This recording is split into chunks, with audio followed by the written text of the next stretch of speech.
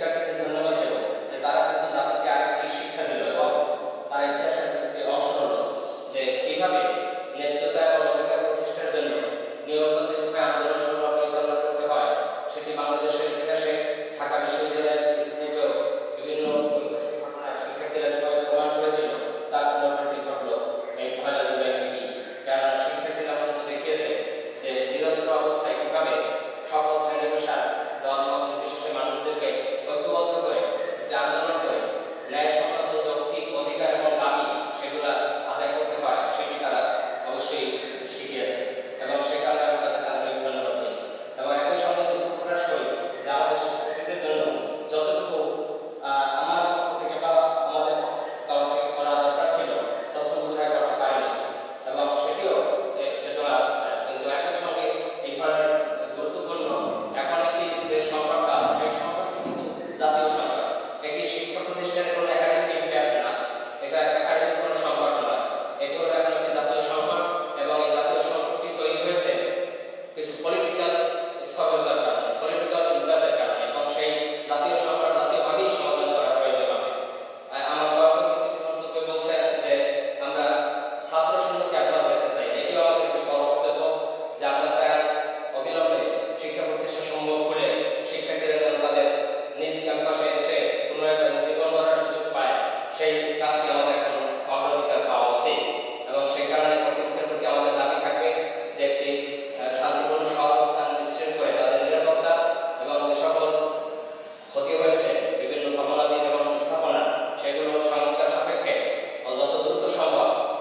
দ্রুততম সময়ের মধ্যে বিশ্ববিদ্যালয় এবং শিক্ষা প্রতিষ্ঠানসমূহ খুলে শিক্ষার্থীদেরকে তাদের নিজ নিজ ক্যাম্পাসে গিয়ে তাদের জীবন গড়ার যে কাজ সেটি যেন ব্যাহত না হয় সেজন্য সংশ্লিষ্ট কর্তৃপক্ষের প্রতি জোর আহ্বান রাখি এবং একই সঙ্গে এখন যেভাবে সামাজিক রাজনৈতিক এবং অর্থনৈতিক যে অস্থিরতা এবং বিভিন্ন স্থবিরতা সেখান থেকে কেটে ওঠার জন্য জাতীয়ভাবে উদ্যোগ নেওয়া খুব জরুরি। এই মুহূর্তে যেটি প্রয়োজন বলে আমি মনে করি এবং দাবি রাখি সেটি হলো একটি জাতীয় ঐক্যের এবং সেটির জন্য সংগ্রামের বিকল্প নেই। আমাদের সহিংসতার মধ্যে দিয়ে কোনো কিছু অর্জিত হবে না এবং আমি আশা রাখি যে এই শিক্ষার্থীরা তাদের যৌক্তিক ন্যায়সঙ্গত দাবি আদায়ের জন্য আন্দোলন সংগ্রাম পরিচালনা করতে পারে তারাই কিন্তু মুক্তি দেবে নানা ধরনের অপশক্তিকে, নানা ধরনের অসংখ্য শক্তিকে যারা ধ্বংসযজ্ঞ এবং বিভিন্ন রাষ্ট্রীয় স্থাপনা ধ্বংস করছে তাদের বিরুদ্ধে রুখে দেবে এই শিক্ষার্থীরা। সেটাও আমাদের আশাবাদ। তবে এই মুহূর্তে আমাদের জাতীয় সংকট উত্তরণের জন্য যে জাতীয় সংগ্রাম সেটি বোধহয় খুব জরুরি একটি বিষয় এবং সেই জন্য সরকারের উচ্চ মহল থেকে এই উদ্যোগটি গ্রহণ করা খুব জরুরি। কেননা জাতি যে স্তরে উন্নীত হয়েছে এখান থেকে পশ্চাতে আমরা যেতে পারি না এবং সেটিও শিক্ষার্থীদের নেতৃত্বে দিতে হবে যে জাতীয় অগ্রগতি এবং উন্নয়ন সেটি কিভাবে সামনে এগিয়ে নেওয়া উচিত। এই মুহূর্তে আমরা একটা উন্নয়নের দৃষ্টান্ত হিসাবে বিশ্বের বুকে আছি, উন্নয়নের রোল মডেল হিসেবে সেটিকে আরো বেগবান করা, শক্তিশালী করা এখন সেটি সময়ের দাবি। সেটিও আমাদের উদ্যোক্ত আহ্বান থাকবে যে শিক্ষার্থীরা তোমরা এখন তোমাদের নিজ ক্যাম্পাসে ফিরে এসে পুনরায় জাতীয় গঠনে বিগত দিনের মতো যে ভূমিকা রেখেছ সেই ভূমিকাকে শক্তিশালী করো এবং সরকারের প্রতি আমাদের আহ্বান যে আপনারা এই জাতীয় সংগ্রামের উদ্যোগ গ্রহণ করুন এবং এই মধ্য দিয়ে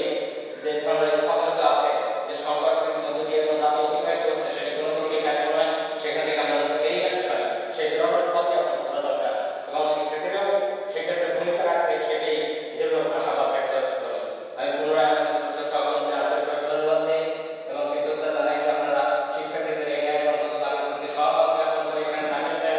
এবং আশা করবো আমরা যে জাতীয় সংকট সেই সংকট থেকে আমরা বেরিয়ে আসি। এখন আমাদের সংকট নিরসনের